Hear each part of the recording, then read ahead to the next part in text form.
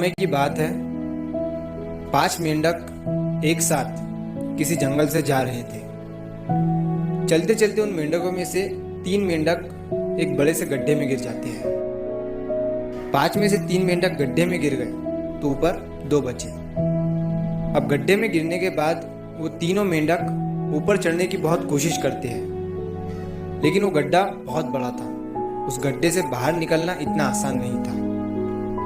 अब गड्ढे के ऊपर जो 2 मेंढक बचे हुए थे, वो गड्ढे के अंदर देखकर उन तीनों मेंढकों से कहते हैं कि अब तुम तीनों इस गड्ढे से कभी बाहर नहीं निकल सकते हो। ये बहुत बड़ा गड्ढा है, तो तुम्हारा कोशिश करना व्यर्थ है। ये सुनने के बाद उन तीनों मेंढकों में से एक मेंढक को लगता है कि ये सही बोल रहे हैं। ये गड्ढा बहुत बड़ा है और अब हम इसमें से कभी नहीं निकल सकते हैं।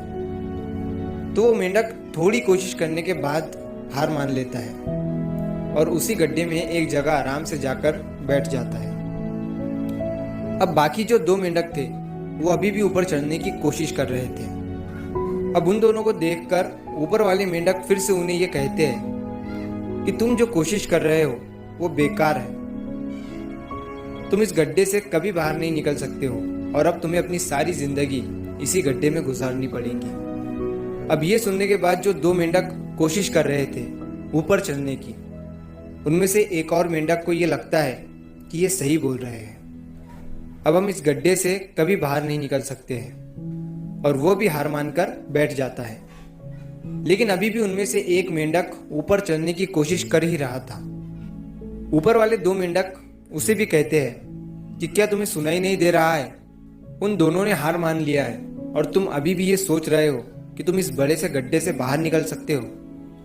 वो ऊपर वाले दोनों मेंढक उसे बोलते रहे, लेकिन उनकी बातों का उस मेंढक पर कोई असर नहीं हुआ और वो मेंढक कोशिश करता रहा और कोशिश करते करते वो उस गड्ढे से बाहर निकल गया। अब उसे वो सारे मेंढक देख रहे थे कि ये बाहर कैसे निकल गया। मैं आपको बताता हूँ कि वो मेंढक बाहर कैसे निकला। वो मेंढक इस बड़े गड्ढे से इसीलिए बाहर निकला क्योंकि वो मेंढक बहरा था, उसे कुछ सुनाई नहीं देता था।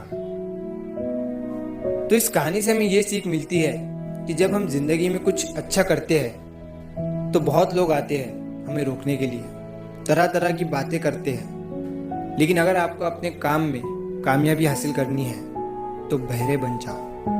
उनकी बातों का अपने ऊपर कोई असर ही मत होने दो, क्योंकि सबसे बड़ा रोग क्या कहेंगे लोग। लोग तब भी कहते हैं जब आप कुछ नहीं करते हो और तब भी कहते हैं जब आप कुछ करते हो।